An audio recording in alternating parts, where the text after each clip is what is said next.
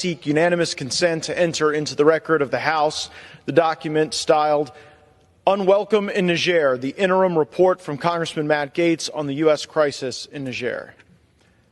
Mr. Speaker, I come to the House floor this evening to expose a cover-up in the African country of Niger. This cover-up exists to conceal the humiliating failures of the Biden administration in Niger, throughout Africa, and throughout the world. You'll learn of the victims of this cover-up, the 1,100 U.S. troops who are currently stationed in Niger, functionally stranded by a Biden administration which cares more about saving face than saving their lives. Our troops in Niger have been pleading for help. They've sent intelligence reports and letters stating that they are rarely getting safe water. They can't get diplomatic oversights to receive medicine, fresh troop rotations, or basic supplies. They have no mission.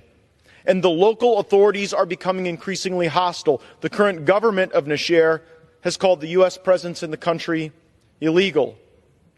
Why have these pleas not been heard? It is because U.S. Embassy Niger has been blocking the intelligence. I fear as we speak, the conditions may be forming to create another Benghazi-style attack. So how did we get here? With 1,100 American troops stuck, thoroughly unwelcome, in a country where we have invested more than $500 million U.S. taxpayer dollars. It all began when Biden and Blinken chose Niger to be the centerpiece of their Africa strategy. Blinken even visited the country in March of last year, saying, quote, Niger is an extraordinary model, a model of resilience, a model of democracy, a model of cooperation. What a difference a year makes. Just a year and a day after those remarks, the democratically elected government of Niger was replaced by a military coup. And the United States military literally trained the coup leaders. I asked General Langley, who runs AFRICOM, why this happened, why so many coup leaders are trained by our service members, and he said, well, Congressman, training people to overthrow their democratically elected governments is not in our curriculum. But the results are staggering and embarrassing. In Guinea, Mali, Niger, Burkina Faso, and other countries, there were coups, and in each of those coups there was one common element: U.S. training for the coup leaders. Now, the coup government currently in charge of Niger wouldn't even meet with General Langley when he went to talk about our base. The Prime Minister literally slammed the door in his face. You'd think if we trained you to overthrow your democratically elected government, we could at least get a meeting.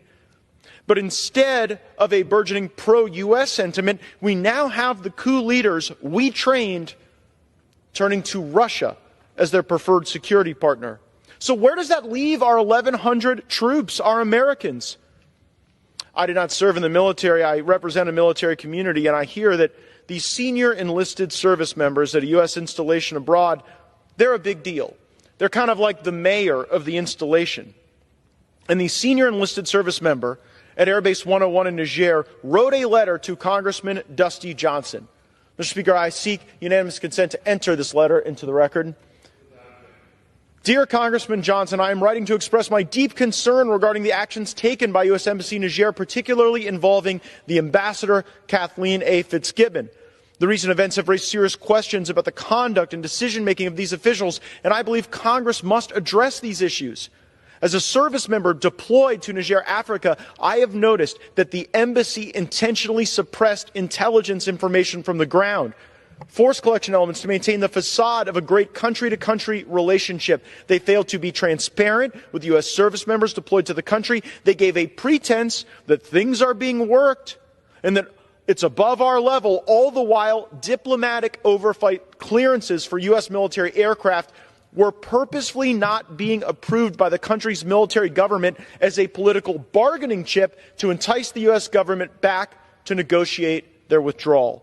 Since July 23rd, the day of the coup d'etat, the Americans deployed here have not been able to perform their primary mission. They've been told to sit and hold.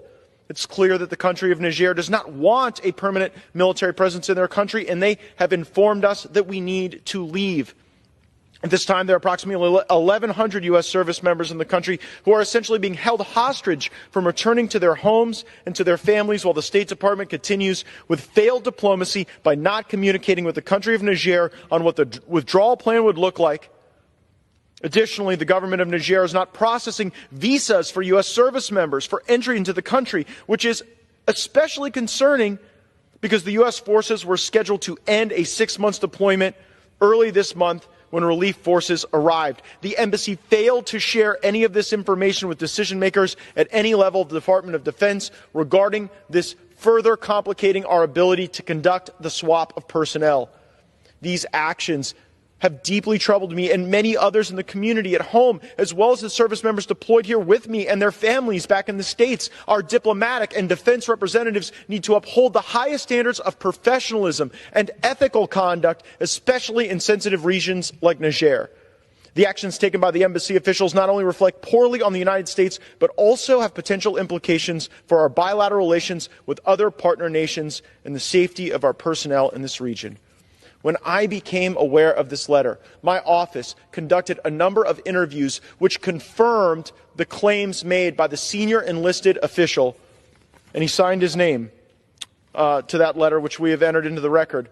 And we've done those investigations, and we've learned that the top public health official says that in the month of May, they are going to run out of medicine in Niger. And it's worse than that. Our partner countries, Italy and Germany, you would think they would help us facilitate medicine and supplies, but they won't even help transport needed materiel to our service members because they're worried about being expelled from the country. And if that isn't worse, the fact that we've got Russia as the preferred security partner now means there are Russians behind the wire at Air Base 101.